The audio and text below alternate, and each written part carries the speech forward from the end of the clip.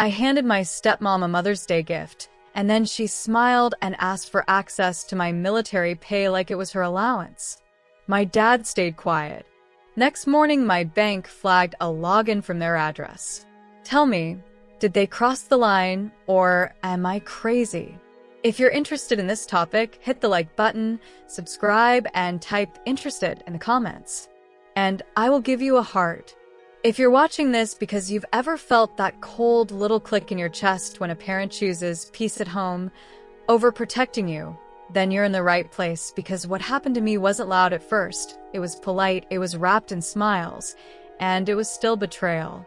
My name in this story is Tessa Rowland. I'm 26, and I'm stationed out of Fort Cavazos in Texas. And I need you to picture this like a scene from a TV drama, where the camera stays too long on the small details, because the small details are where the truth hides. It was Mother's Day weekend, the kind of weekend where social media is full of flowers and grandkids and best mom ever captions, and I was trying to be that girl who does the right thing even when it tastes like cardboard in your mouth. I bought my stepmom, Meredith, a gift basket, not cheap either, real stuff, a nice candle that actually smells like something, lotion that doesn't feel like motor oil, and a handwritten card because I grew up with my late mom, God rest her, who believed manners were armor. My mom died when I was 15, and if you've been through that, you already know how grief doesn't just hurt, it rearranges the furniture in your brain. My dad, Ron, waited less than a year before Meredith happened. And I'm not saying he was wrong to move on.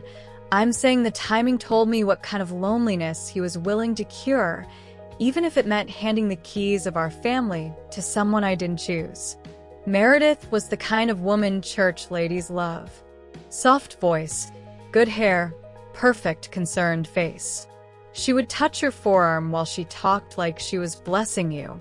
She'd bring banana bread to neighbors and call it just a little something, and people would eat it and swear she was an angel. Meanwhile, in the corners of conversations, she'd say things that sounded like compliments but landed like warnings. You're so independent, Tessa. I hope you don't get too proud to accept help. Stuff like that. And my dad, he always did the same thing. He'd laugh a little, look down, change the subject, like if he didn't name the tension, it didn't exist. That's the thing about some dads. They'll protect the new marriage like it's fragile glass, and they'll let the child take the cuts because skin heals, right? So here's the moment. I drive home on leave, long trip, dusty roads, Texas heat already cooking the air at 9 a.m., and I pull into the driveway of the house I grew up in, and it feels like pulling into a museum of my own life, except the exhibits have been rearranged.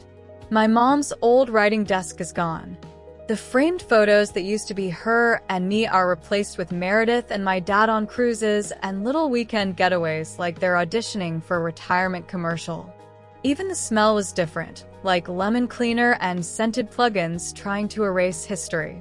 Meredith opens the door, and her smile is ready before her eyes are. Tessa, look at you, she says, and then she leans in for a hug that lasts just a second too long.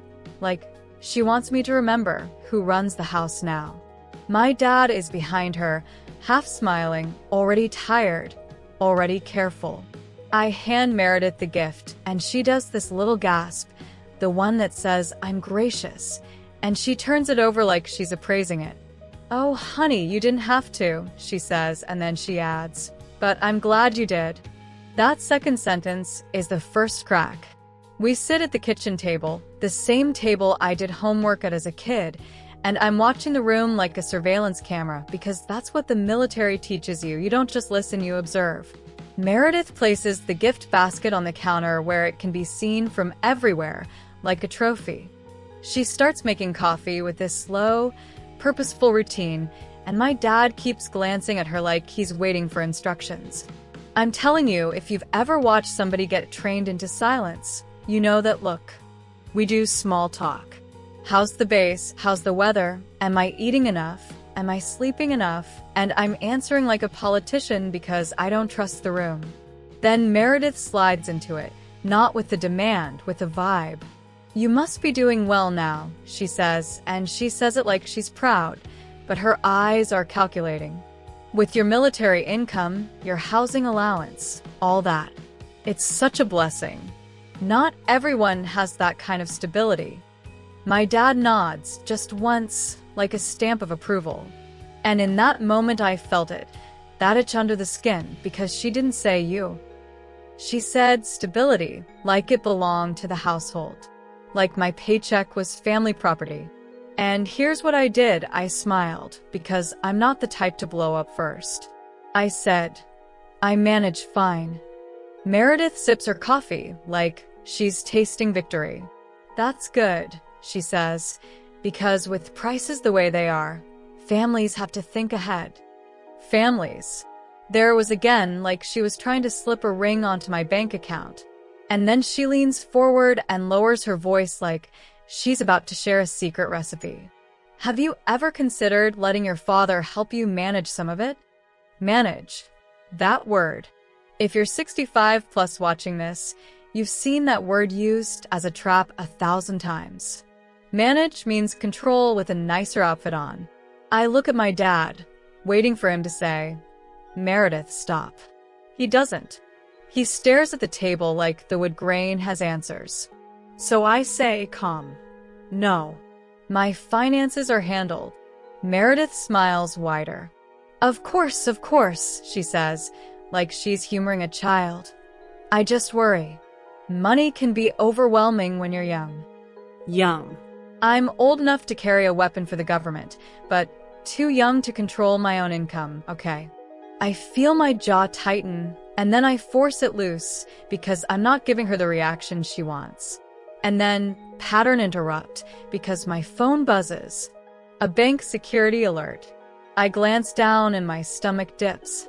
Attempted login. Incorrect verification. Location. Near my father's zip code. My brain goes cold, sharp, clean. That is the moment the story stops being about she said something rude and becomes someone is trying to touch what isn't theirs. I don't show it on my face. I tuck the phone away. I keep my voice steady. But inside I'm doing what I do before a stressful briefing. I'm collecting facts. Meredith keeps talking, and now every word feels like a clue. You know, she says, stirring her coffee like she's stirring a pot of gossip, your dad's been under so much stress. This house, the bills, the upkeep. Sometimes I think the weight of everything is just too much for one man. And then she looks straight at me like a spotlight. But it's comforting, knowing you're doing well, that you're secure, that we're secure. We. There it is. The entitlement dressed up as a compliment. And right here, midway, I want you to talk to me in the comments because I'm genuinely curious and I want to hear voices from all over. Where are you watching from right now? And what time is it where you are? And be honest, if you heard your stepmother say we're secure while talking about your paycheck, would you clock it as manipulation or would you brush it off to keep the peace? Because that question right there splits families into two camps, the people who protect themselves and the people who keep paying to be loved. Back to the kitchen. My dad clears his throat like he wants to redirect, and he asks me something random about my car, and Meredith answers for him. She's got that handled, in this sweet tone that somehow feels insulting. I sit there listening to the refrigerator hum, listening to the spoon clink against the mug, listening to the normal sounds of a normal house that suddenly feels like a stage. And then Meredith stands up and walks to a cabinet I haven't seen opened in years, the one my mom used to keep paperwork in, and she says, casual as breathing. We really should get our documents organized. It's important. Our documents. She says it while her hand is on the cabinet handle, and something in me flares. That cabinet used to be my mother's order in a world that fell apart. Meredith is standing there like she owns the archives. My dad just watches, no objection. I can feel a laugh trying to rise in my throat, not because it's funny, because it's absurd. It's like watching a referee quietly hand the other team your playbook and then act shocked when you lose. So I stand up too, slow, controlled, and I walk over and I place my hand on the cabinet door before she can open it. "Leave that," I say lightly, like I'm making a joke. Meredith's smile twitches. "Oh," she says, "I was just thinking." "I know." I cut in, still calm. "And I'm telling you no." My dad finally looks up, and for a second I see fear, not fear of me, fear of conflict. He hates conflict more than he loves truth. Meredith withdraws her hand like she touched something hot, and she laughs, this little airy laugh. Okay. No need to be sensitive. Sensitive. Another word they use to make you doubt your own reality. I go back to my seat, and my heart is beating fast, but my face is quiet. I'm already planning. I'm already deciding what gets locked down, what gets changed, what gets documented, and what gets confronted. Because here's what older folks understand that younger people learn the hard way. If someone tests your boundary with a smile, they're not joking, they're measuring you. And Meredith? Meredith just got her first measurement. And then my dad, my own father, the man who used to check under my bed for monsters, finally speaks, and he chooses the softest, weakest sentence possible. "Let's not make a big deal out of it," he says. And I look at him, and I realize something ugly, something I didn't want to know. The monster isn't always the person reaching for your money. Sometimes it's the person who sees it happening and asks you to stay quiet so they don't have to pick a side. I nod once, like I agree, and I sit back down and I let them think the moment passed. And I let Meredith go back to stirring her coffee like she didn't just try to slide her hand into my future. And I let my father exhale like he avoided a storm. And then I excuse myself to the hallway like I need to take a call. And I pull my phone out and I open that bank alert again. And I stare at the location. And I feel my own thoughts turn sharp and almost calm. Because now it's not a feeling. It's a signal. And the thing about signals is, once you see them, you don't unsee them, and once you confirm them, you don't negotiate with them. You respond. And then, as I stood there in that hallway, staring at my phone, Meredith's voice floated from the kitchen, sweet as syrup, saying, "She's such a good girl. Ron, she'll do the responsible thing eventually." And I swear to you, I didn't feel rage first. I felt clarity. Because in that one sentence, she didn't just reveal she wanted access. She revealed she had a timeline, and she believed my resistance was temporary, like I was a door that only needed the right key. And I realized I needed to find out exactly how many keys she already had. The second I heard Meredith say, "She'll do the responsible thing eventually," I didn't march back into the kitchen like some movie hero. I did something colder and smarter. I went into the guest bathroom, locked the door, sat on the closed toilet lid, and opened that bank alert again like it was a crime scene photo. Attempted login, incorrect verification, location near my father's zip code, timestamp within the last 10 minutes, and my skin did that weird thing where it goes tight, like your body is trying to become armor. I'm not dramatic, I'm trained, and training teaches you something most people never learn until they're already bleeding. When your gut whispers, you don't argue with it, you verify. I turned on my data, called the bank fraud line, and I kept my voice calm because panic makes you sloppy. "Hi, I'm calling about a security alert, attempted access," I said, and then I gave the rep my details, and she asked me the question that made my stomach drop again. "Have you shared your login or authorized anyone to access your accounts?" "No," I said, and I meant it with my whole chest. She asked, "Have you recently logged in from a new device?" "No." "Have you recently received any calls asking you to confirm codes?" "No." And then she read off the last 4 digits of the phone number that had been used to attempt verification, and I swear the air in that bathroom changed, because it wasn't my number. It was my father's old landline, the one that's been in that house since I was a kid.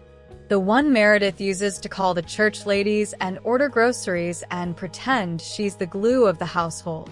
I felt my eyes burn, not with tears, with heat, with that primal insult of realizing somebody has been standing close enough to you to reach into your pocket while hugging you. The rep said, "I'm going to place an immediate lock on your online access and add a verbal passcode. You'll need to verify with that passcode for any changes." I said yes. She said, "We can also set alerts for any inquiry, any beneficiary changes, any authorized user requests, any address updates."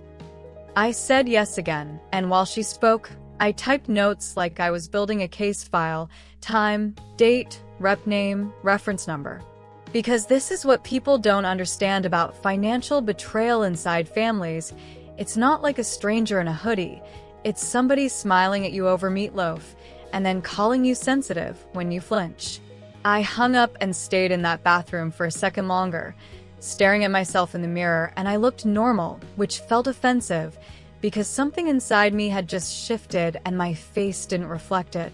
I rinsed my hands like I'd touched something dirty, took one deep breath, and walked back out like everything was fine because I needed to see what they did when they thought I wasn't watching. Meredith was at the counter, humming. My dad was sitting like a man waiting for a weather report, and when I came in, Meredith turned her head with this bright smile and said, "Everything okay?" It sounded caring, but her eyes flicked down to my phone. That's when I knew she was tracking my reactions, not my well-being. "All good," I said, and I sat down, and I watched her shoulders relax, just slightly, like she'd been holding a tension line and didn't realize it. She started talking again, but now I could hear the script under the script.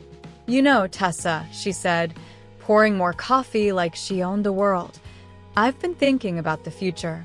The economy is wild right now. Inflation, interest rates, people losing jobs, retirement funds getting hit." She said all the trending words people use to justify fear, and then she added the real point. "It's so important to keep money protected." Protected. That word. She said it like she meant for me.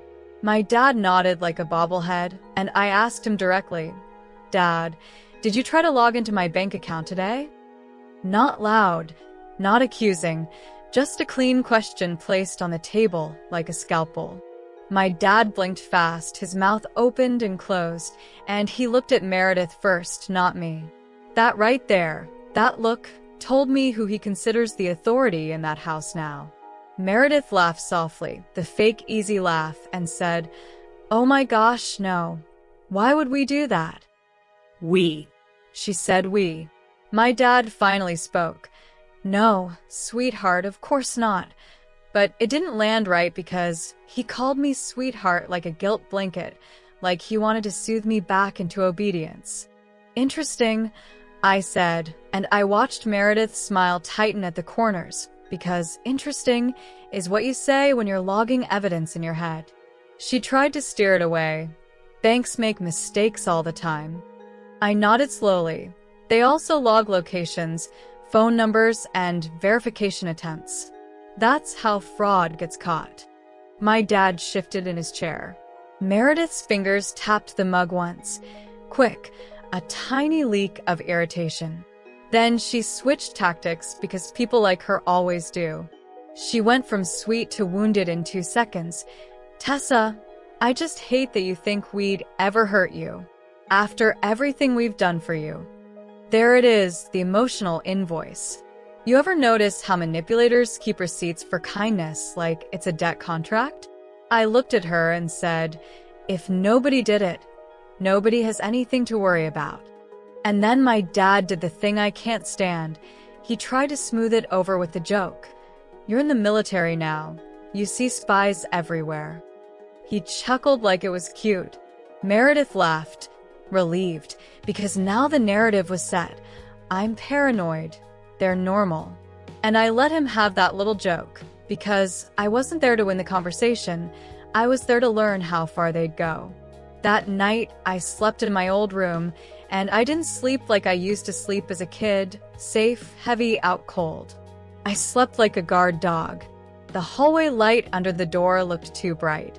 The house made noises I'd forgotten. The pipes knocking, the air conditioner clicking, the refrigerator humming like it was holding secrets. I kept my phone face down so the glow wouldn't give me away if someone came in. Around 2:11 a.m., I heard it, a soft footfall outside my door. Not my dad. His steps are heavier, slower. These were light, careful, like someone wearing socks. I didn't move. I didn't sit up. I just listened, and then the footfall paused, and then it moved away. In the morning, Meredith was extra cheerful, which is always suspicious. She made pancakes like she was auditioning for Best Stepmom, and she kept calling me honey, and she kept asking questions that sounded innocent but weren't. When do you get paid again? Do you have to file taxes in 2 states? Do they match your retirement contributions? She said it like curiosity, but she was mapping my system. I answered vague. It varies. I handle it. And Meredith's smile kept flickering like a bad light bulb because she wasn't getting the details she wanted. After breakfast, she suggested we go out. Let's do something nice, she said. Mother's Day weekend, you're home, it'll be sweet. My dad agreed too quickly. That's what made me agree too, because people don't push that hard unless they have a plan. We went to a local craft market, lots of flags, lots of God Bless America signs, lots of older couples, and Meredith was in her element, waving, chatting, introducing herself as Tessa's bonus mom, and then she did something so slick I almost respected it. She steered us toward a booth run by a woman who did financial wellness pamphlets, one of those community outreach tables. Meredith picked up a pamphlet about family budgeting, laughed, and said loud enough for my dad to hear, "See, Ron, we should get her set up properly. It's hard being young with money." Young again. Always young. And then she turned to me with that pity smile and said, "We can help you, you know." The pamphlet had a QR code, and Meredith tried to hand it to me like a leash. I took it, smiled, and folded it into my pocket, because again, I'm not giving her the fight in public. Back in the car, my dad drove. Meredith sat shotgun, and she kept touching his arm when she talked, like she was activating him. "Ron, we should update our will," she said casually. "And maybe list Tessa as a beneficiary properly on everything, so nothing gets complicated." Beneficiary. That word is never casual. My phone buzzed again. Another bank alert. Inquiry about adding an authorized user. My throat went tight, but my face stayed calm, and I turned my phone off completely because I didn't want another buzz giving me away. I waited until we got home. The second my dad went to the garage, Meredith followed me into the hallway like she'd been waiting. "You're quiet," she said, voice soft. "You can talk to me." I looked at her, and I let 1 second of silence stretch, because silence makes liars squirm. "I already talked to the bank," I said. Her eyes sharpened. "Why would you do that?" she asked, and she tried to smile, but her mouth didn't match her eyes. "Because someone used this house's phone number to try to verify my account," I said. And Meredith did something that told on her. She didn't ask who would do that. She didn't look shocked. She got offended. "So now you're accusing us," she said, and her voice dropped the sweetness. Just a little. I held her gaze. "I'm not accusing. I'm documenting." That word hit her like a slap. Her posture changed. She stepped back half an inch. "You're making this ugly," she said. And I almost laughed, because ugly doesn't begin when you speak up. Ugly begins when someone decides you're a resource, not a person. My dad walked back in right then, and Meredith's face snapped back into friendly, like she was changing masks. "We were just chatting," she chirped. My dad looked between us, nervous, and said, "Let's not do this." And that's when I realized the real danger wasn't Meredith's greed. It was my father's refusal to protect me from it. Because a predator is one problem. A gatekeeper who leaves the gate open is another. So I did the one thing Meredith didn't expect. I went in my bag, pulled out my laptop, sat at the kitchen table like it was a workstation, and I started changing everything in front of them. Passwords, usernames, 2-factor, credit freeze, all of it click by click, calm as a surgeon.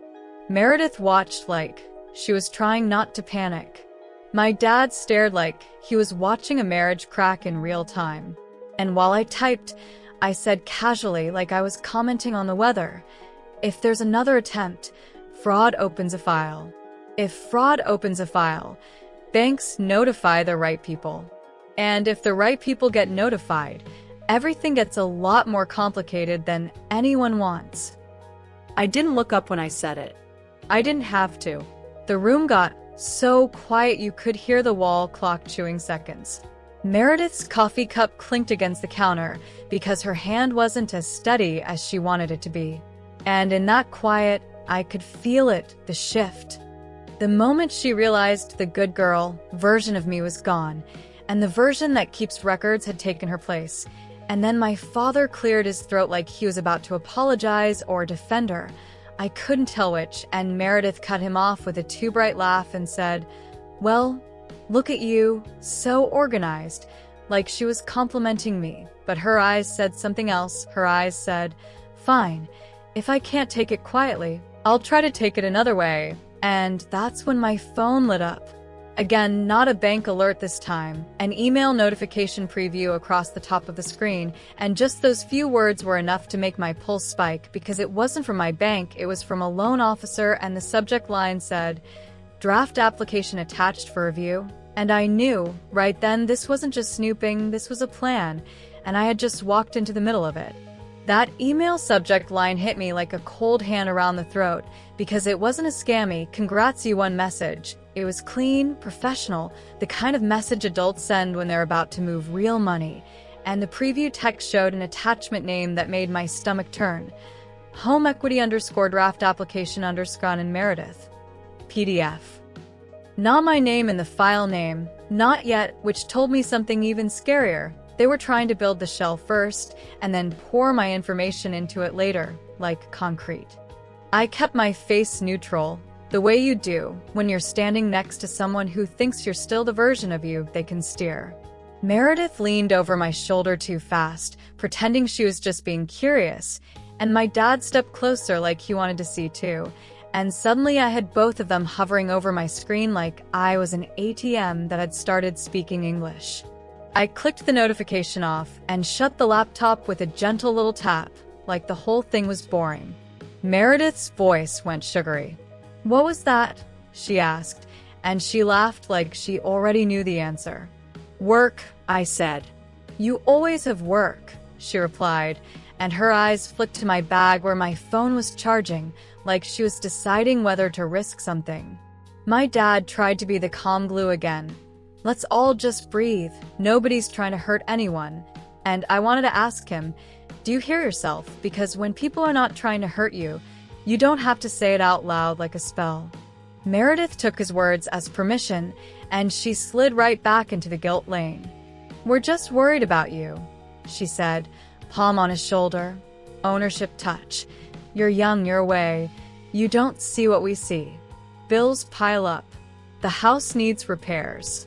Your father deserves peace. You know how heavy life gets." She said heavy like she was handing me a weight I didn't agree to carry. I nodded like I was listening, but my mind was already moving because that attachment had a PDF name, meaning somebody had sent it from somewhere with the system, and I needed to see it without them breathing down my neck. So I did what I always do when I need space. I made it about something harmless. "I'm going to run to the store," I said, grabbing my keys. Meredith blinked, too quick. "Right now?" "Yep," I said, and I smiled, and I watched her calculate whether she should stop me. She didn't, because stopping me would reveal fear, and fear is a confession. I drove to a gas station 2 minutes away and parked where I could see the entrance because I didn't trust the house anymore, and I pulled out my phone and opened the email again. It wasn't from my bank. It was from a loan officer at a local credit union. Subject: Draft application attached for review. And the greeting was, "Hi Ron, as discussed, attached is the draft for your review. Please confirm collateral and income details. We can finalize once your co-borrower signs." Co-borrower? Meredith. I opened the PDF, and my hands actually started to shake, not because I was scared, but because the audacity was so loud it felt like a siren. The application listed their names, their address, the house, and under additional income streams, there was a blank line with a little note beside it, typed in a polite font like it was no big deal.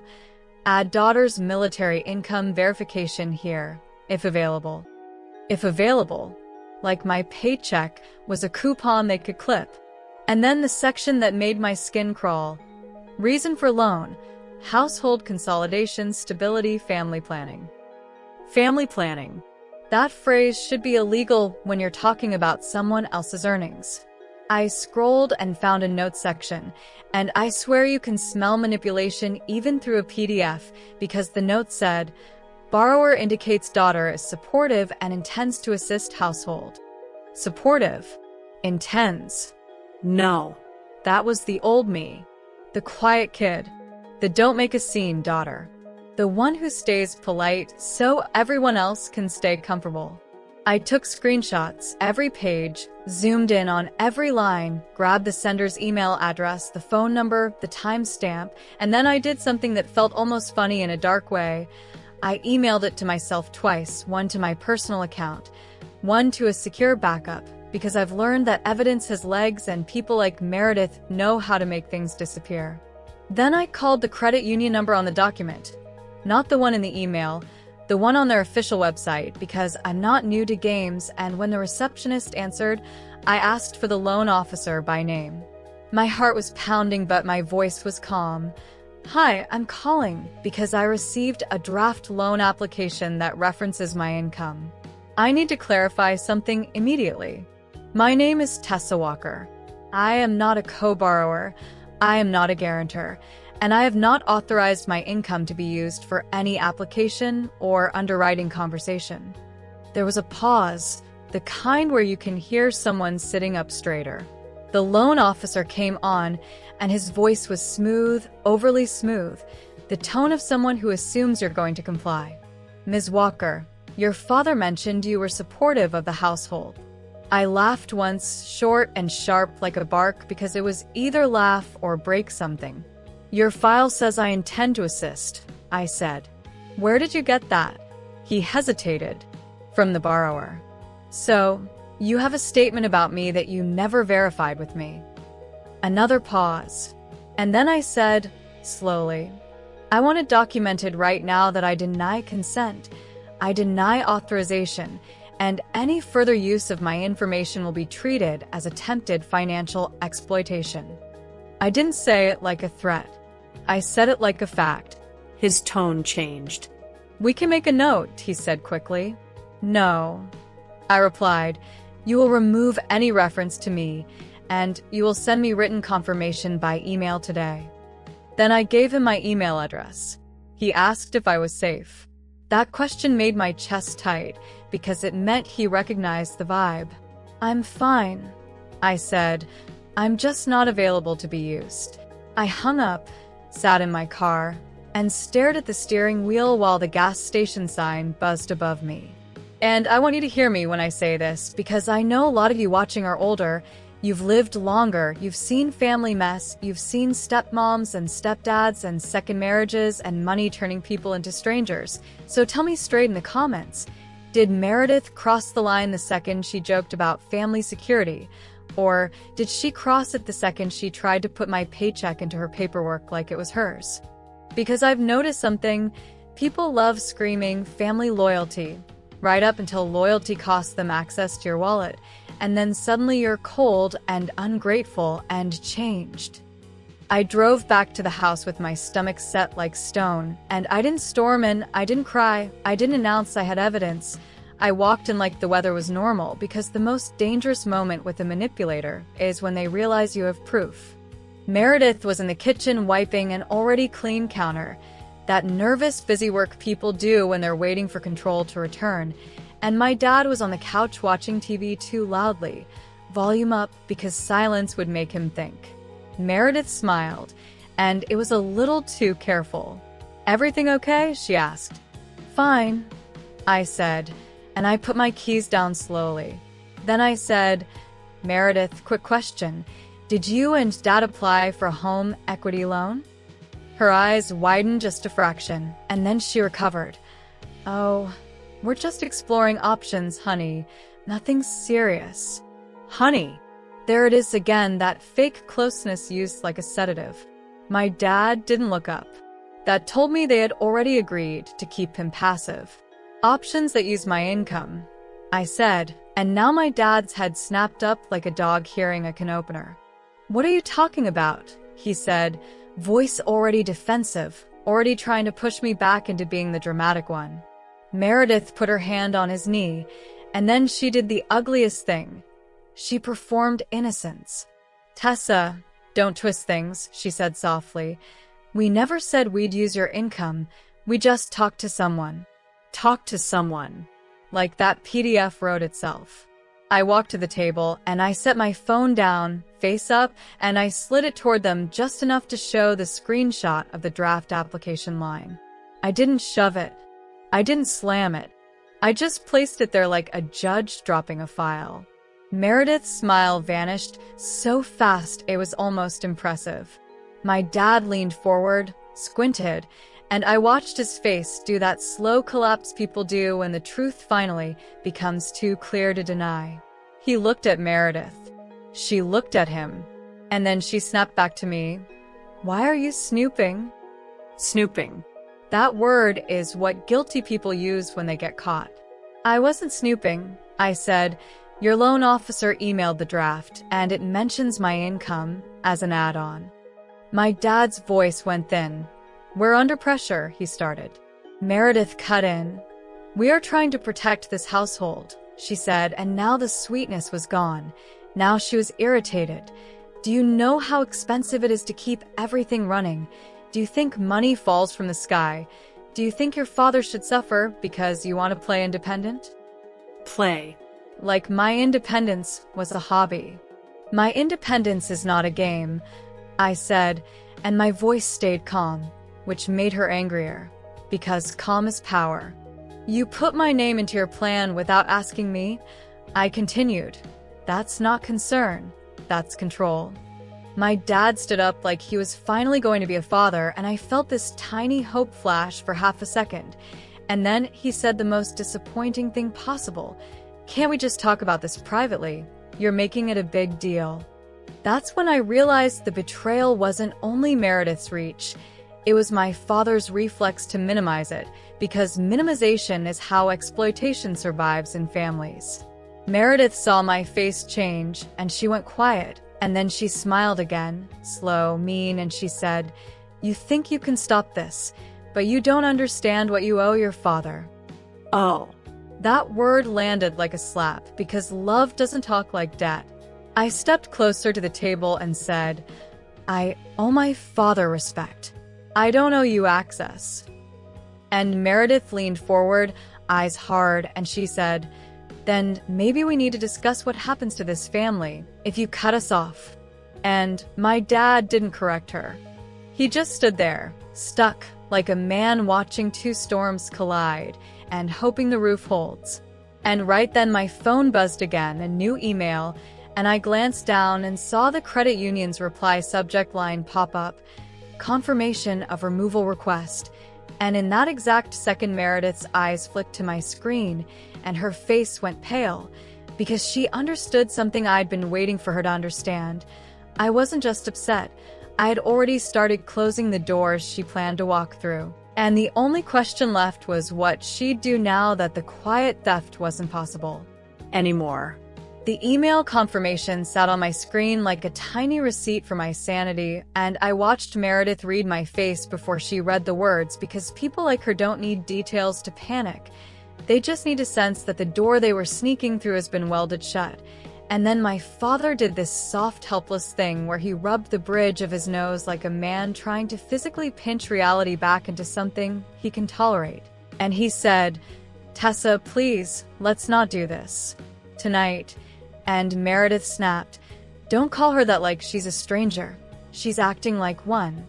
And that right there was the poison, because the second you stop being useful, they rebrand you as disloyal.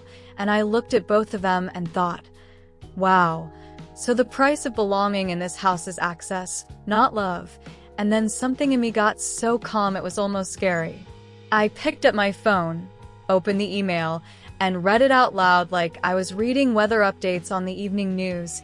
This confirms the removal of any references to Ms. Tessa Walker's income or participation in the draft application, and a note has been placed on the file regarding unauthorized use.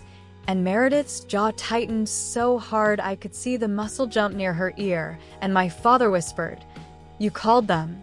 Like that was the betrayal, not the attempted loan collateral built on my back.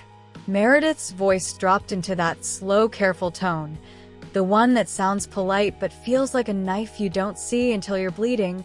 "Why would you do that without talking to us first?" And I said, "Because you didn't talk to me first." And she laughed, sharp, humorless. "Oh, please, we were exploring options. This is what families do." And my father nodded like a puppet. "We're under pressure," he repeated, and I wanted to shake him. Not out of anger, but out of disbelief, because pressure doesn't justify cheating the rules of consent. It just reveals who will break them fastest. Meredith stepped closer to me, not touching, just invading space, and she said, "You don't understand adult life. Honey, you're gone all the time. You think money is just numbers on a screen. But we're the ones here keeping this house standing." And I heard the old script, the one designed to make you feel like your boundaries are selfish. And I almost smiled because it was so predictable. And I said, "Adult life includes asking permission before you use someone's income." And my father's mouth opened, closed, then he tried the classic deflection. "This doesn't need to be so dramatic." And Meredith jumped on it. "Exactly. She's turning it into a show." And I looked at the living room, the family photos, the framed flag, the little "Bless this home" sign Meredith had hung like a hostage note, and I thought the show started the second you tried to attach my paycheck to your loan. Then I did the thing that always flips the power dynamic. I asked one simple question, and I refused to fill the silence for them. "How long?" I said, "How long have you been planning to use my income?" Meredith blinked. My father stared at the carpet. The refrigerator hummed loud, like it was trying to cover for them. Meredith tried to wiggle. Nobody was using anything. It was just a draft. And I cut in. Drafts don't write themselves. And I turned to my father and said, "Did you tell her my income would be available? Yes or no?" And he did what he always does. He tried to make the question softer by making it abstract. "We thought if something ever happened, like if you got hurt, if you needed help, we'd have a plan." And Meredith nodded fast. "Exactly, safeguards." And I stared at them and said, "Safeguards for who? Because it sounds like safeguards for your lifestyle." That hit, because Meredith's face flashed, just for a second, with pure anger. And then she reached for guilt like it was her inhaler. "Your father lost your mother," she said. "He deserves stability." And I felt that old grief rise like smoke, because that's the manipulation I hate most, when they weaponize a dead person to justify a living person's behavior. I took a slow breath and I said, "Don't you dare use my mother as a coupon code for your loan." My father flinched like I slapped him, and Meredith's eyes went wide, and then she did that whispery victim voice. "See, this is what I deal with. She's disrespectful." And my father muttered, "Tessa, watch your mouth." And I swear I almost laughed, because look at the priorities. He'll police my tone but not her actions. And I want you watching right now to answer me honestly. Especially my older viewers who have seen families implode over wills and stepkids and money. When a parent tells you to watch your mouth instead of telling the spouse to stop, who's actually being protected, the child or the marriage? Meredith walked to the counter like she needed a prop and picked up a dish towel and started wiping again. Wiping nothing, and she said, "If you're going to make your father's life harder, then maybe you should just admit you don't care about him."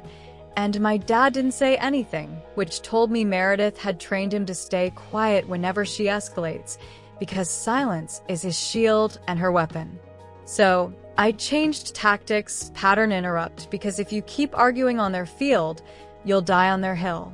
I grabbed my bag, pulled out a small gift bag I'd hidden there since I arrived, and I set it on the table like a grenade wrapped in tissue paper. Meredith's eyes lit up automatically because she loves appearances and gifts are performances, and she assumed this meant I was folding. "What's that?" she asked, suddenly sweeter. My father looked confused. I said, "It's your Mother's Day gift," and Meredith actually smiled. The real smile this time, the one that says, "See, she knows her place," and she reached for it, and I held up a hand, not aggressive, just firm. "Open it." She did, slow, enjoying the moment, and pulled out a pretty card on top and a small framed photo beneath it, and for 1 second, she looked pleased, until she read the card. Her smile drained like a sink, because inside wasn't a gushy message.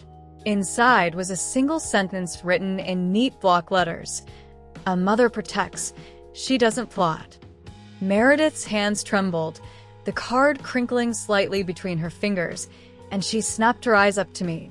"Are you serious?" she hissed, and I nodded, dead serious. And then I tapped the frame, because the photo inside wasn't a family photo. It was a printout of the draft application page with a line highlighted where it said to add my income, and below it, taped neatly, was the credit union's email confirmation that they removed it and documented unauthorized use.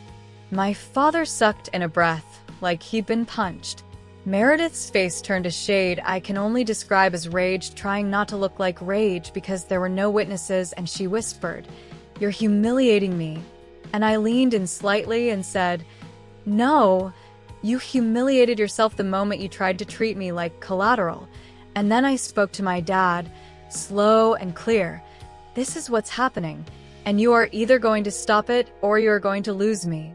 And that sentence hung in the air, not dramatic, just final, like a door closing. Meredith burst into the next move, the nuclear move.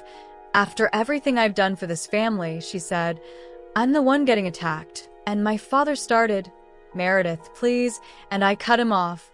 "No, Dad, not please, not calm down, not later, because later is how people like her win.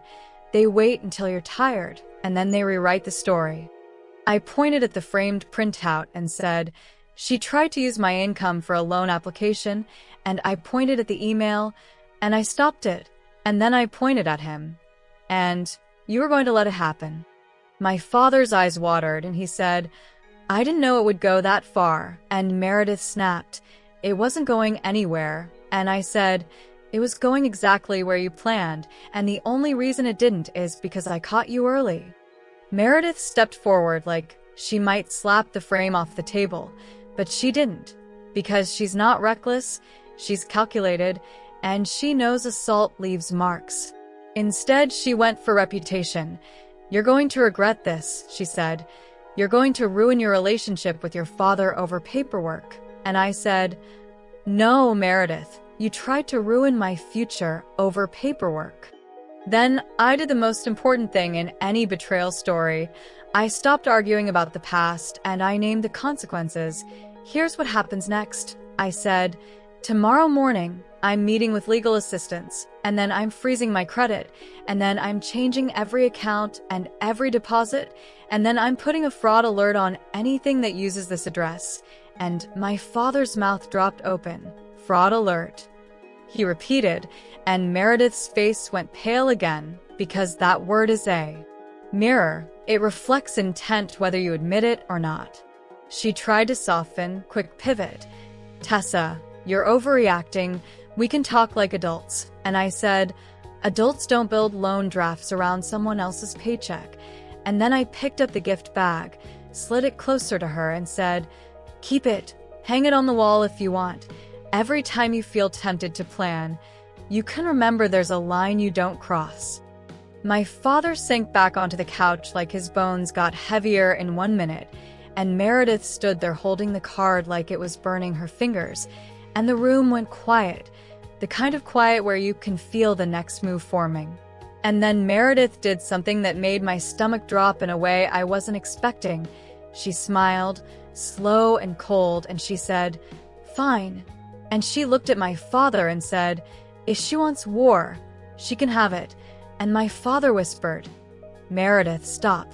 But she was already walking toward the hallway, toward the study, toward the place where the real paperwork lived, and I realized in that instant she wasn't going to apologize. She was going to escalate, because manipulators don't surrender when they're caught. They pivot to a new angle, and as I followed her footsteps down that hall, I heard a drawer slide open, and then I heard the unmistakable sound of papers being torn from a folder, fast, frantic, and that's when I knew the next reveal wasn't going to be a conversation. It was going to be whatever she was trying to destroy before I could see it. The sound of paper tearing is different when it's innocent versus when it's guilt. Innocent is slow and clumsy, like someone opening a bag of flour. Guilt is fast and panicked, like someone trying to erase footprints before the cops turn the corner. And Meredith was tearing like her life depended on it. Rip, rip, rip. A stack of crisp pages turning into confetti in the hallway of the house I grew up in. And my father just stood there frozen like a man watching his own kitchen catch fire while insisting it's only smoke. And I moved without thinking, not running, not screaming, just that controlled military walk that says I'm not here to argue. I'm here to secure the situation. And I stepped into the study doorway and saw her at the desk with the folder open.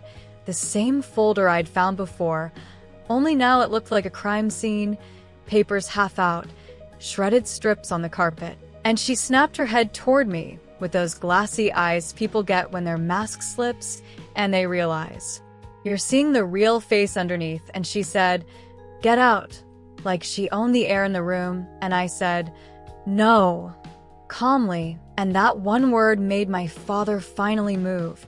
He rushed and like he could physically separate us from the consequences. "Meredith, stop. Please stop."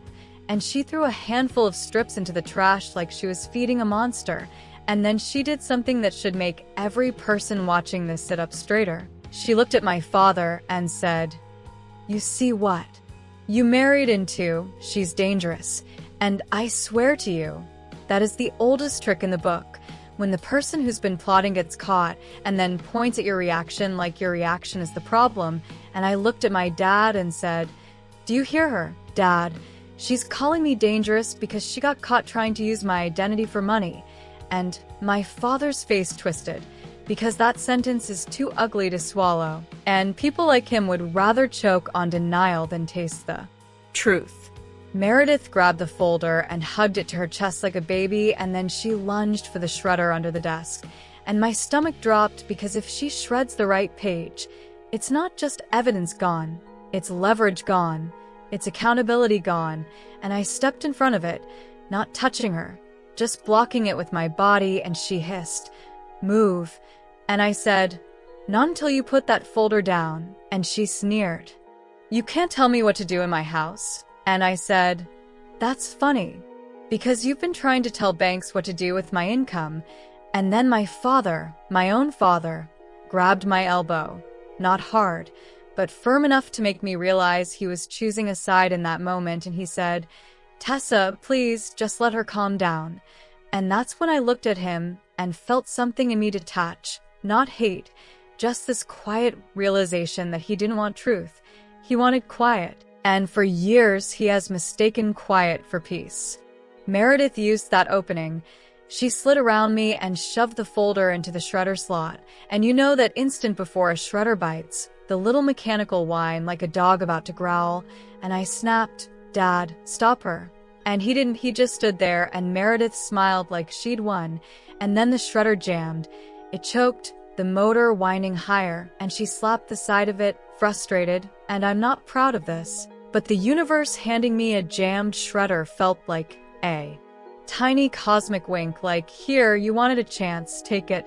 I reached over, hit the power switch, and pulled the folder back before it could chew through the page, and Meredith screamed, "Don't touch that." Like I'd grabbed her purse, and I said, "You mean don't touch my evidence?" And she slapped the folder, trying to yank it away, and my father finally raised his voice. "Both of you stop." And Meredith snapped back, "Tell your daughter to stop." And I said, "Your wife is trying to destroy documents connected to my finances, and you're still calling me the problem."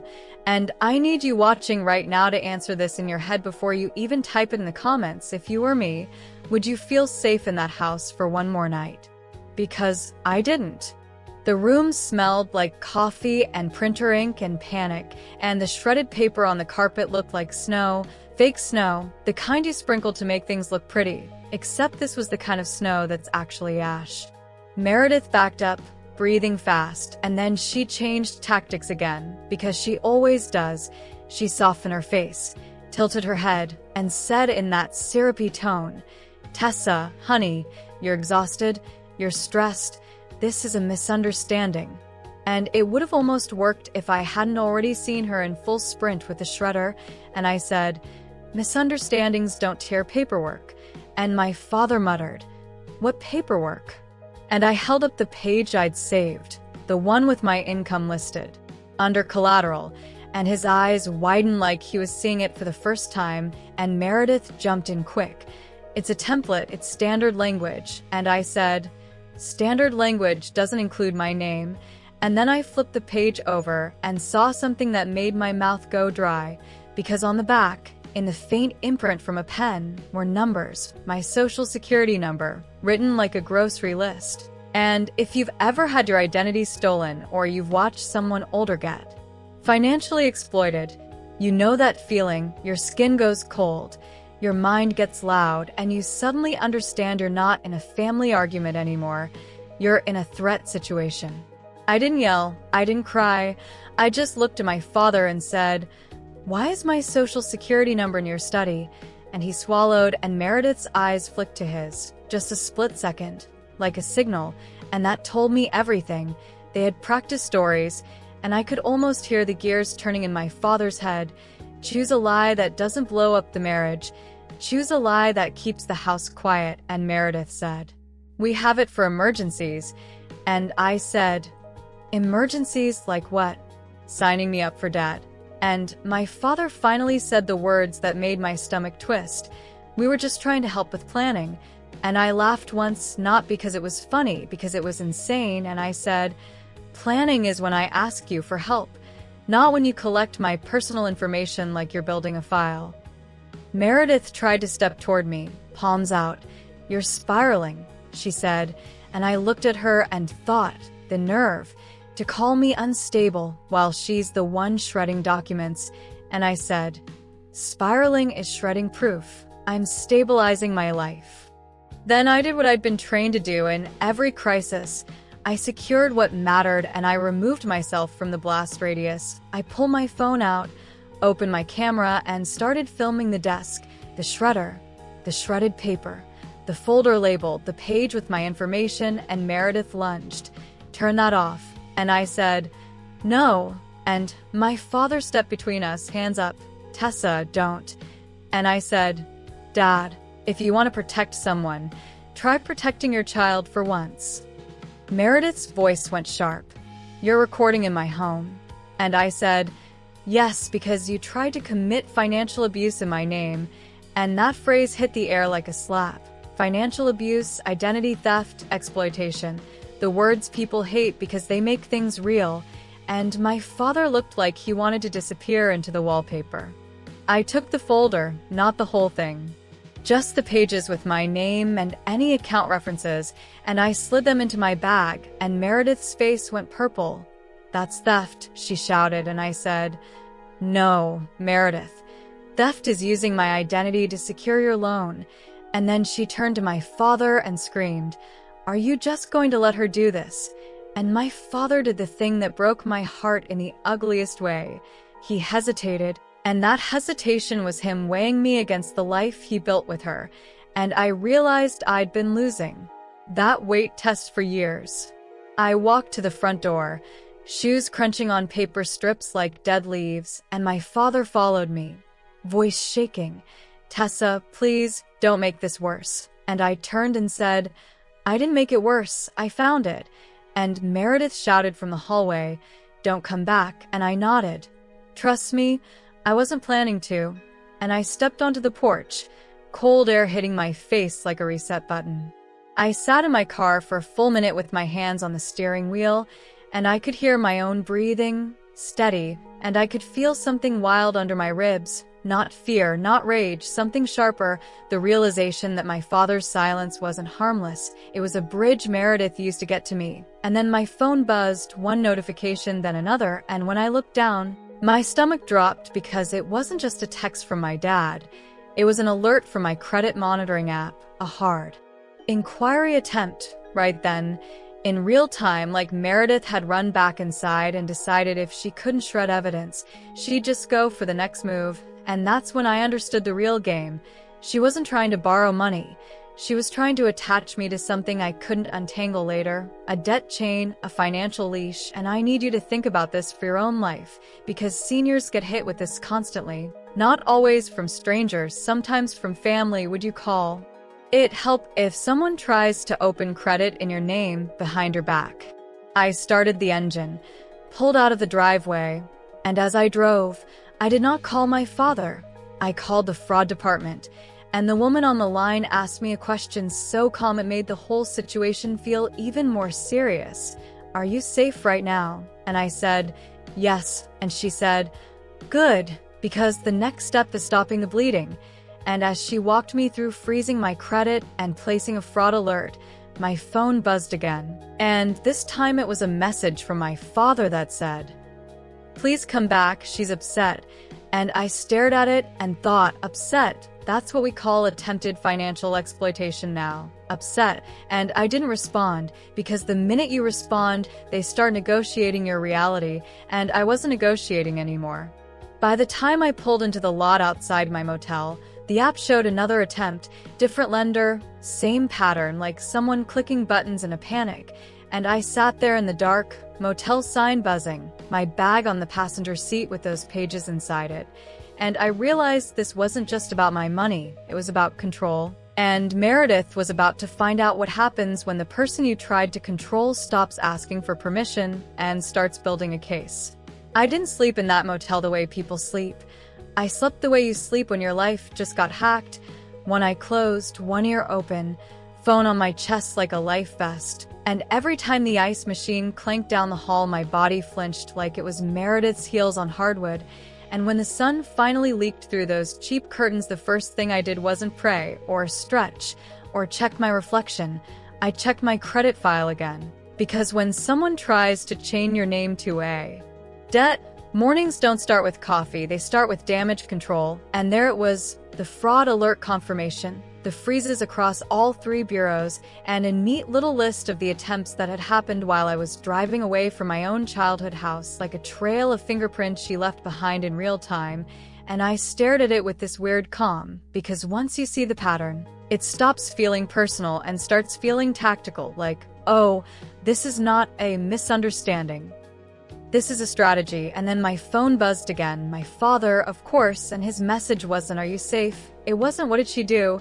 It wasn't, "I'm sorry." It was, "Call me, please." Like I was the one who ran off to start drama, and I sat up on that stiff mattress and felt the anger rise and then settle into something colder, because anger is loud and cold clarity is quiet. And quiet is what wins in these situations. So I didn't call him. I made a list, literal pen and hotel notepad list, because if you're watching and you've ever dealt with a manipulative family member, you already know this. The minute you keep it all in your head, they twist it, but the minute you put it on paper, it becomes real. And on that list I wrote, 1. Secure identity. 2. Secure money. 3. Secure evidence. 4. Control the narrative before Meredith does, because she was already going to run to the family and paint me as unstable, greedy, ungrateful, brainwashed by the military, whatever fits the costume she wants to wear that day. I drove straight to a branch of my bank, not the one near my father's house, not the one they might use, a different one across town, and I walked in with my bag and my face set like stone, and the teller gave me that polite smile people give when they're about to say, "How can I help?" And I said, "I need to speak to a manager, and I need it to be private." And something in my tone must have hit right, because she stopped smiling and nodded and took me to a little office that smelled like printer, toner, and stale peppermint candy. And I sat down and laid the pages on the desk, the collateral sheet with my income typed on it, the notes, the fragments I'd saved from the shredder.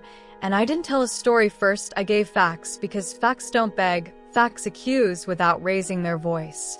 The manager, a woman with reading glasses and a tight bun, scanned the documents and asked, "Did you authorize anyone at your father's address to access your accounts?" And I said, "No." And she asked, "Do they have your social security number?" And I said, "Yes." And her mouth tightened like she tasted something bitter, and she turned her monitor slightly so I could see the audit log, the attempted verification prompts, the address tied to the inquiries, and seeing it on a bank screen hit. Different than seeing it in your gut, because your gut can be dismissed, but a screen is a record. And then she said the sentence that made me realize Meredith wasn't just bold. She was sloppy. They tried more than once. And I felt a strange relief because repeated attempts mean intent, and intent is harder to explain away with a smile and a casserole. She offered to add extra security, verbal passcodes, note the account for suspicious activity, and I nodded. But then I asked for something specific. I need printed statements of every inquiry, every attempt, and I need them dated. And she hesitated just a beat, and I leaned forward and said, "Please, because I'm not going to keep arguing with my family about what happened. I'm going to show them." And she nodded and started printing, and the printer hummed like a judge clearing their throat. Halfway through that, I want you to pause with me for a second and tell me where you're watching from, because I swear, these stories hit different depending on the house you grew up in. Are you in Florida, Texas, Ohio, California, somewhere up north where winters make people mean, or somewhere small where everyone knows everyone and family pressure is basically a religion? Drop your city or state in the comments. And while you're there, tell me this too. Do you think family gives someone permission to touch your finances? Yes or no? Because I already know what I believe, and it's not the polite answer. I left the bank with a fat envelope of printed evidence and a new sense of control. And control feels weird when you're used to being managed. It feels almost guilty, like you stole it. And then my phone rang again. My father this time, not texting, calling. And I let it ring until voicemail because I needed the message recorded. And when he spoke, his voice was shaky. "Tessa, Meredith is really upset. She says you took private papers. She says you're making accusations. Please come home so we can talk." And I listened with my jaw clenched because he still wasn't saying, "I believe you." He was saying, "Fix the atmosphere." And that's when I did something I never did before. I didn't respond emotionally. I responded strategically. I texted him one sentence. "I'm safe.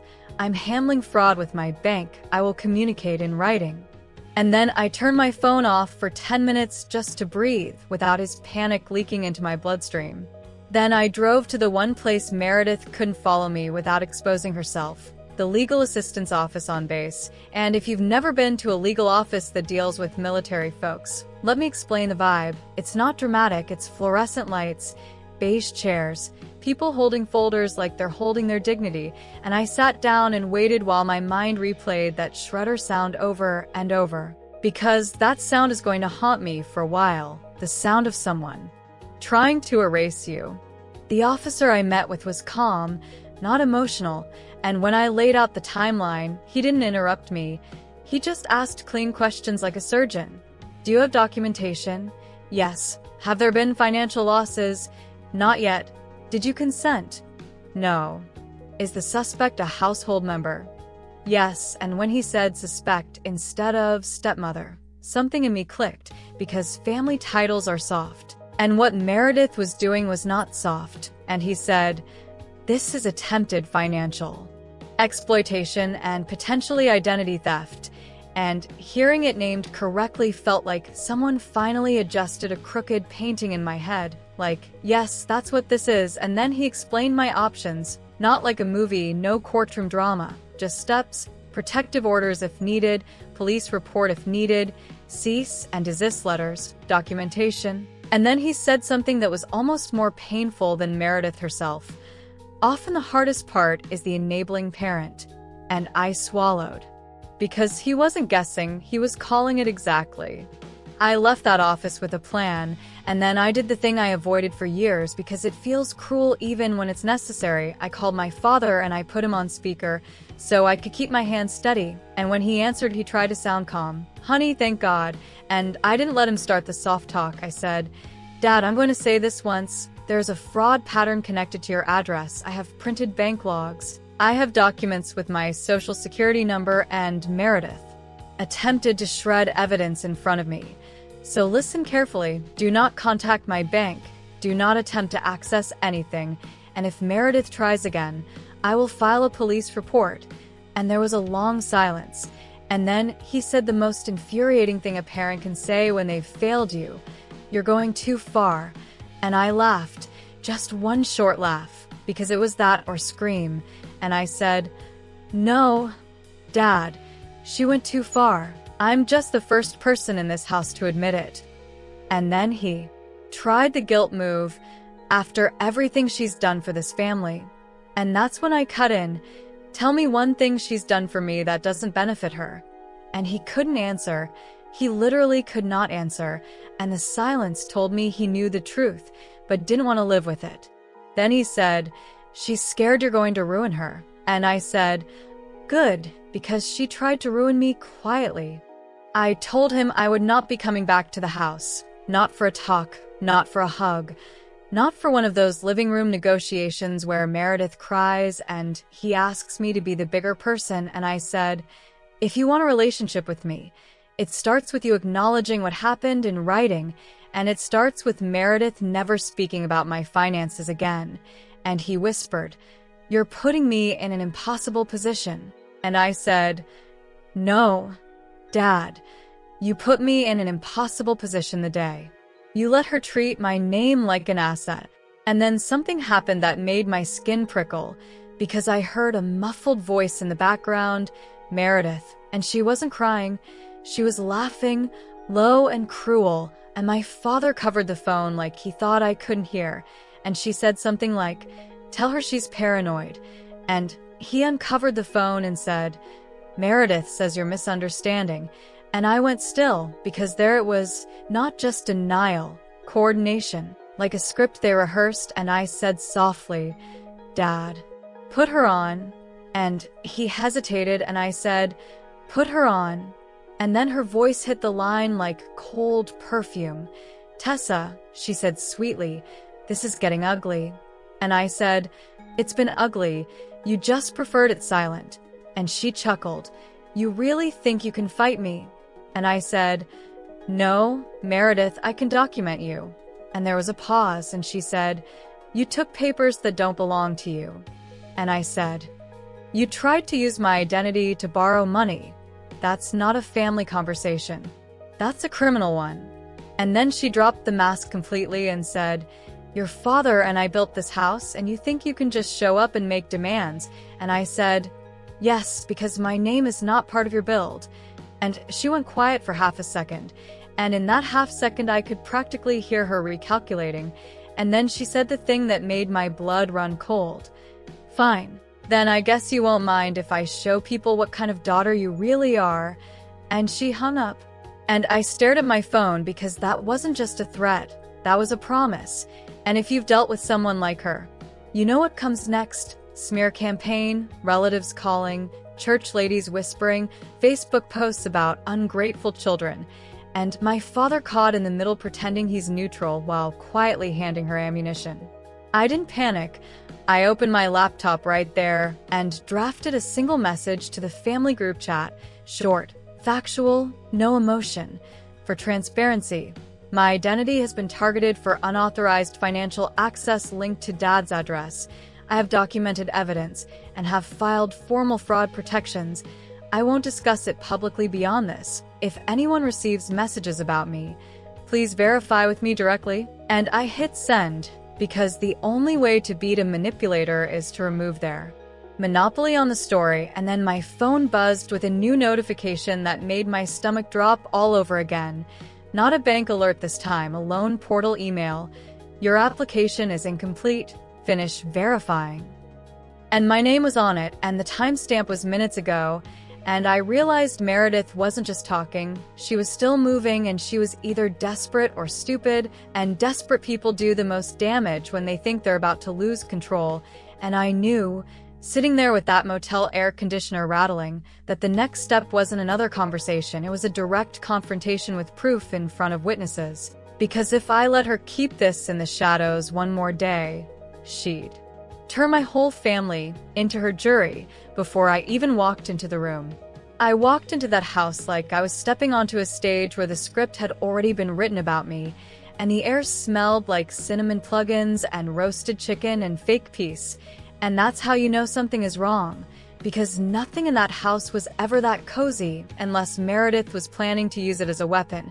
And I could hear laughter before I even knocked, the kind of laughter that says, "We're all on the same side, and you're the problem." And I swear my stomach tightened so hard it felt like it was bracing for impact. But my hands were steady, because I'd already decided this wasn't going to be a family talk. It was going to be a controlled demolition of her little fantasy world. When my father opened the door, his smile looked glued on, the corners of his mouth lifting like the hinges were rusty, and he went straight into performance mode. "Tessa, hey, you made it." And he leaned in like he wanted a hug he hadn't earned, and I stepped past him and said, "Where is everyone?" And he blinked because that wasn't the version of me he wanted in front of witnesses. And then I saw them. My Aunt Renee on the couch clutching her wine, my cousin Mark hovering by the snack table, like he wasn't sure if he was allowed to leave, two neighbors I barely knew, and Meredith in the kitchen, back turned, stirring something like she owned the room and my father's spine. And the moment she heard my boots on the hardwood, she didn't turn around fast. She turned around slow, the way a person does when they want to make you feel like you're interrupting them in their own home, and she smiled, so sweet it could have been sold in a jar. "There she is," Meredith said, loud enough for everyone to hear. "Our girl." And my Aunt Renee let out this nervous little laugh, like she was hoping the night would stay light, like this was just family drama entertainment. And I looked at my father and said, "You invited guests." And he shrugged like it was normal, like he didn't know exactly what he was doing, and Meredith slid right in. "Oh, honey, they're not guests. They're family and friends. We just thought it would help everyone feel comfortable." And that was the first punch, because when a manipulator says comfortable, they mean outnumbered. And my father nodded like a bobblehead because that's his role. Endorse whatever keeps the peace even if it costs me. I took my coat off slowly and placed my bag on the dining table, and I didn't sit down because sitting down is agreement. And I wasn't agreeing to anything, and Meredith held up a glass like she was hosting a fundraiser. "Can I get you something? Water? Tea? Wine?" And I said, "No, I'm good." And she tilted her head, still on duty mode. Huh. And there it was, the little dig, the suggestion that I'm rigid, I'm cold, I'm not normal. And people in the room chuckled politely like trained seals. And that's when I looked around at them and asked, "Before I say anything, can I ask a question?" And the room quieted the way a room does when it senses blood in the water. And I said, "If someone tried to open a loan in your name using your personal information, would you call that help or theft?" And nobody answered because nobody wants to step into a live wire, and Meredith laughed, soft and airy. That's such a dramatic way to put it. And my father finally spoke up. "Tessa, let's not do this like this." And I turned to him and said, "Like what, Dad? Like reality?" And his face twitched like I slapped him with truth. I opened my bag and pulled out a plain manila folder, and the sound of the folder hitting the table was louder than it should have been, like the house itself was listening, and Meredith's eyes snapped to it. And I watched her body do that tiny recalculation, shoulders tightening, smile narrowing, because she knew paper doesn't argue back. "What is that?" Aunt Renee asked, her voice cautious, and Meredith answered for me. "It's probably more misunderstandings."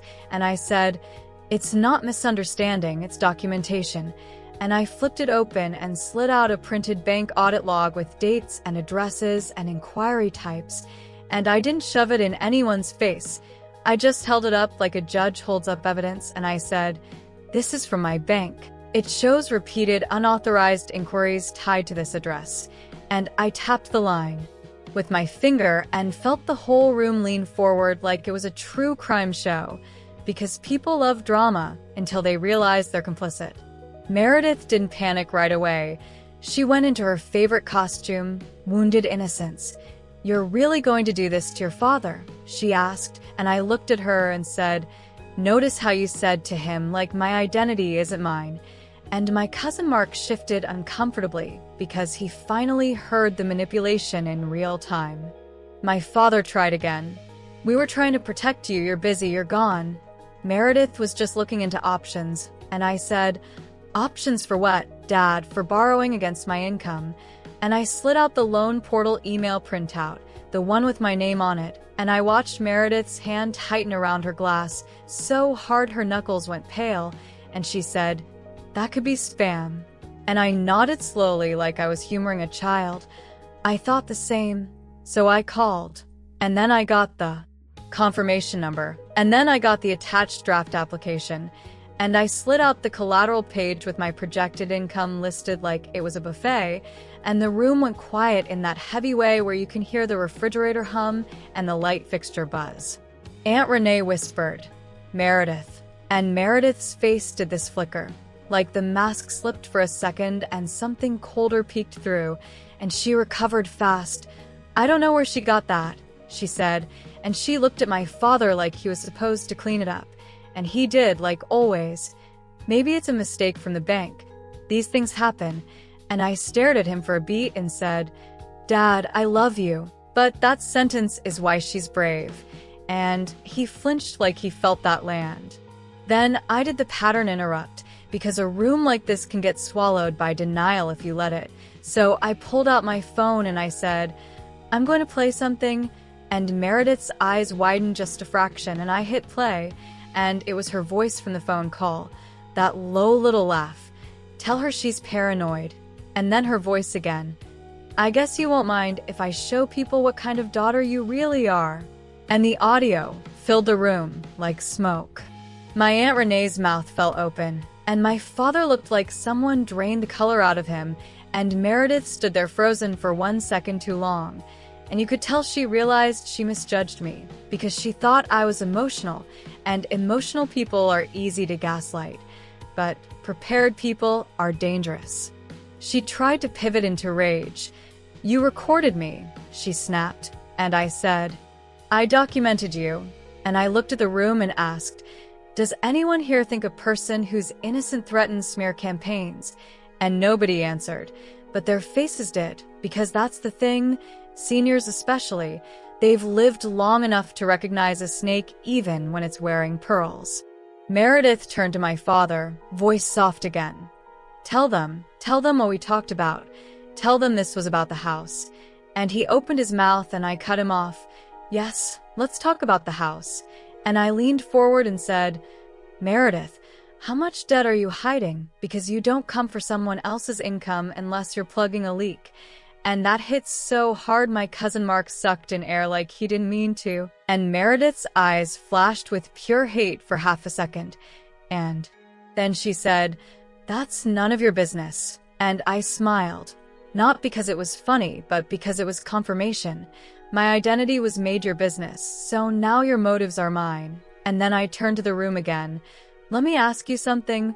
Would you let a stranger do this?" And Aunt Renee shook her head slowly, and I said, "So why does Stepmom make it acceptable?" And that question hung there like a judge's gavel midair. My father finally found his voice, but it was the wrong one. "This is tearing the family apart." And I said, "No, Dad, it was already torn. You just didn't like the sound." And Meredith stepped forward, trying to loom, and she hissed through her smile, "You think you're so smart." And I said, "No, I'm just finally done being polite." And I looked her dead in the eye and said, "Here's what's going to happen. My credit is frozen. My accounts are flagged. I have a fraud file open, and if one more inquiry happens, I file a report and I press it forward, and I'm not warning you again." And my father's face crumpled because he realized I wasn't negotiating. I was concluding. Meredith tried one last tactic, the one designed for older audiences who value family loyalty, she said, after everything I've done, after I kept this house together. And I said, keeping a house together is not the same as keeping a family together, and you don't get a medal for not burning the kitchen down. And my Aunt Renee actually let out a short laugh. The kind you don't mean to make, when someone finally says what you've been thinking, and Meredith shot her a look like betrayal had a new address. Then I walked over to the counter where her little stack of papers sat, the ones she thought were harmless, and I lifted the top sheet and read it out loud, balance transfer options, and I let the silence do the work, and I said, this is why she's doing it. And my father whispered, Meredith, like he was seeing her for the first time, and she snapped, don't you start. And in that moment you could see the real marriage dynamic. Not love, not partnership, control and compliance. I packed my folder back up because I didn't come to stay, I came to expose. And as I zipped my bag, I looked at my father and said, you can either be my dad or her assistant, but you can't be both. And I turned to the room and said, if you think I'm wrong, say it now. And nobody did, not one person. And that silence was the loudest verdict I've ever heard. Meredith followed me toward the door, voice dropping low so only I could hear, you're going to regret humiliating me. And I paused with my hand on the knob and I whispered back, you should have been humiliated the first time you touched my name.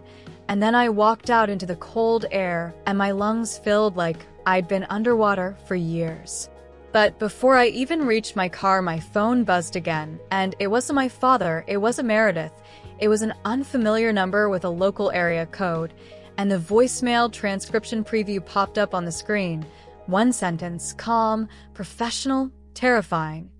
Hello, this is the loan office. We need to confirm a few details on the application submitted in your name. And my stomach flipped because that meant she wasn't just planning, she was still moving, even after being exposed. And that's when I realized the next step wasn't just protecting my money anymore, it was protecting the one thing she couldn't stand to lose, the story she was telling everyone about who I was, because if she could poison that, she could still win even without the cash, and I wasn't about to let her take that too. The voicemail hit my screen like a cold hand on the back of my neck. Hello, this is the loan office. We need to confirm a few details on the application submitted in your name. And for a second, I just stood there in my driveway with my keys digging into my palm, hearing Meredith's whisper in my ear from 2 minutes ago, you're going to regret humiliating me. And then my brain did that survival thing where it stops feeling and starts calculating, because here's the ugly truth nobody wants to say out loud. When a parent or step-parent decides your money is family money, they're not asking for help. They're declaring ownership, and ownership is always followed by action. I got in my car, shut the door, and the silence inside the cabin felt thick, like the air itself was waiting to see if I'd panic. And I actually laughed once, short and bitter, because the only thing more insulting than being targeted is being targeted by someone who still thinks you're stupid. I called the loan office back immediately, not angry, not emotional, calm like I was ordering takeout, and when the receptionist answered, I said, I'm returning a voicemail about an application in my name. I need the exact timestamp, the method of submission, and the contact information used. And she paused, that tiny pause that tells you the room temperature just changed. And then she said, one moment. And I could hear keyboard clicks, and then a different voice came on, smooth and professional. Yes, ma'am, I see the file. And I said, great, now I'm going to say this once, I did not submit it, I did not authorize anyone to submit it, and I need it flagged as fraud right now. And then I heard him inhale, because people who work in finance know this sound. They know what happens next, and he said, can you confirm the last 4 of your social? And I confirmed, and he said, the application was submitted online from an IP address associated with a residential location. And I said, read the address. And he hesitated like it was against policy, and I said, you already left me a voicemail, so we're past polite, read it. And then he read my father's address, the house where my mother used to live, the house that now smelled like cinnamon plugins and manipulation, and I felt something settle in my chest like a final click into place. Not rage, clarity. Because clarity is what you get when denial finally runs out of oxygen. I told him, I need a fraud case number, I need written confirmation that this is flagged, and I need to know every piece of information used to try to verify identity. And he said, we used a phone number and email. And I said, read them. And the email was one I'd never used in my life, and the phone number ended in digits I recognized instantly, because I'd memorized my father's number the way kids memorize home addresses, and that's when my throat went dry, because this wasn't Meredith. Freelancing, this was teamwork, or at least complicity, and if you've ever been betrayed by a parent, you know the moment I'm talking about, that moment where you realize it's not a misunderstanding, it's a decision. I ended the call and sat there for a full 10 seconds staring at my steering wheel. And then I did the thing most people don't do until it's too late. I called the fraud unit at my bank, gave them the new details, and I said, escalate it from monitoring to active investigation. And the agent said, we'll do that. And then she asked the question that always hits like a gut punch.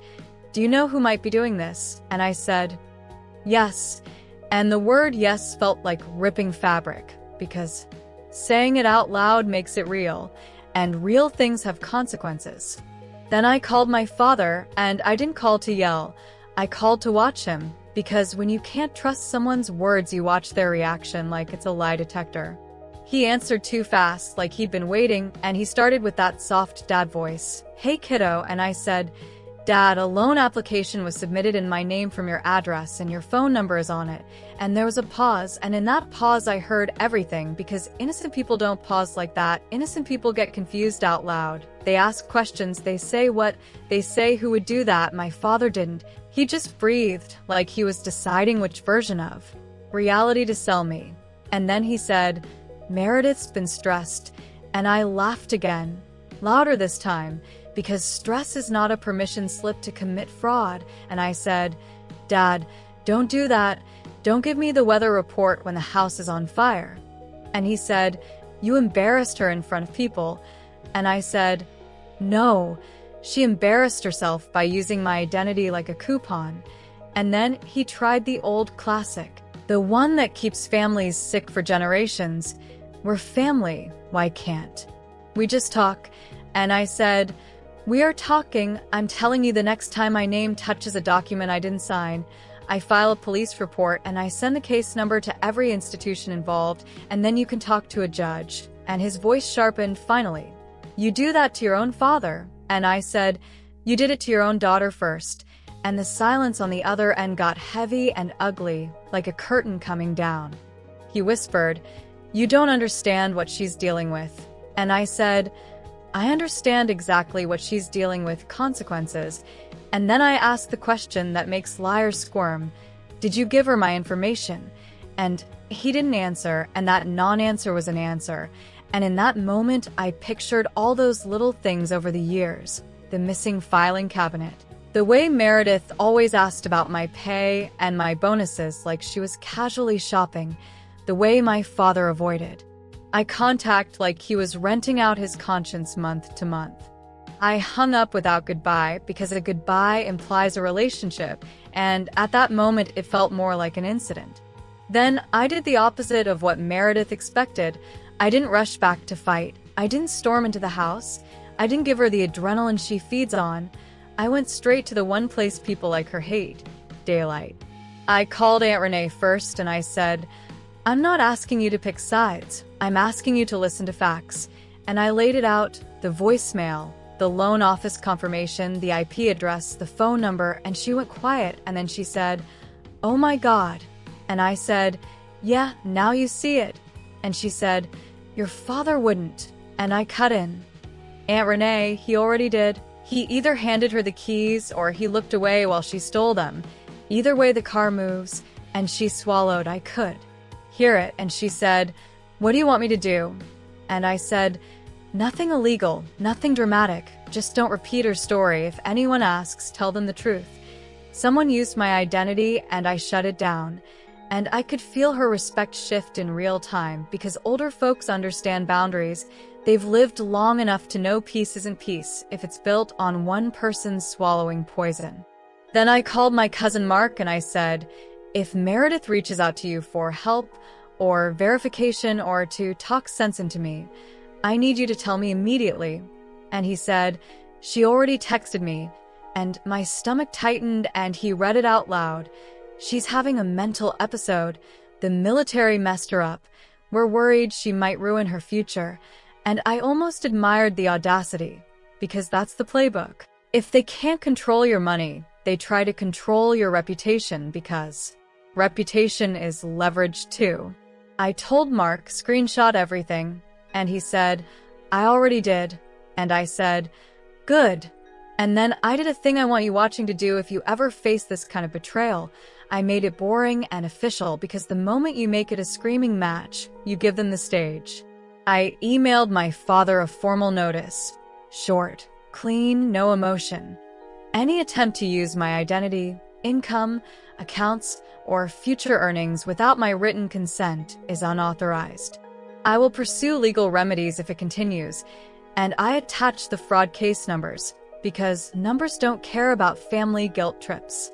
Then I went one step further. I set up a small P.O. box the next morning and redirected sensitive mail because the littlest details are where control lives. And I'm telling you, if you're watching this and you're 65 plus and you've ever had a child, sibling, or spouse start handling your mail, you better pay attention because that's where it starts, with mail, with passwords, with let me help. And then it ends with you wondering why your savings is missing and everyone acting like you're confused. Around noon, my phone rang again, Meredith this time, and her voice was syrupy sweet like she was calling about a church bake sale. Tess, honey, we need to talk. And I said, no, you need to stop. And she laughed softly.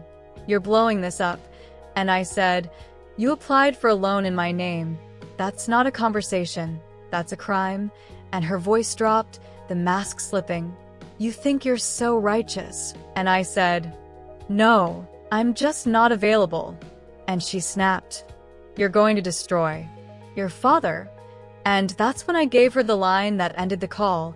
He's an adult, Meredith. If he sinks, it's because he chose you over integrity. And she went silent because people like her hate when you refuse to carry someone else's shame. Before I go further, tell me in the comments where you're watching from, city and state, and if you've ever had someone in your family treat your money like community property. I want you to write not yours so other people in this comment section feel less alone, because this is more common than anybody admits at Thanksgiving. That night I sat at my kitchen table with my laptop open and my folder of evidence beside it, and I realized something that felt like a moral lesson and a punch at the same time. Betrayal doesn't always come with yelling. Sometimes it comes with a smile and a casserole and a we're just trying to help. And then it comes with paperwork. And the only reason it works is because good people are trained to be polite even when they're being robbed. I went to sleep thinking the worst was over. And then at 2:13 a.m. my phone buzzed with a notification from my credit monitoring service. A new inquiry. Not a loan this time, a credit card, and the merchant name flashed on my screen like a neon sign. And my blood ran cold because whoever was doing this had just escalated from borrowing to spending. And that meant Meredith wasn't retreating. She was getting desperate, and desperate people don't play fair, they play fast. And I knew the next move wasn't going to be about my money anymore. It was going to be about trapping me into looking like the villain publicly while she tried one last backdoor to win. And the way she set that trap, the person she used to deliver it, and the Mother's Day gift. She demanded I hand her on camera so she could rewrite the whole story. That's where everything turns, because that's when I stopped defending myself and started setting bait. If you want the next story to hit harder, you need to watch the one on your screen after this, because it explains exactly how manipulators use family holidays to corner you, and once you see that pattern, nobody will ever steal your peace again.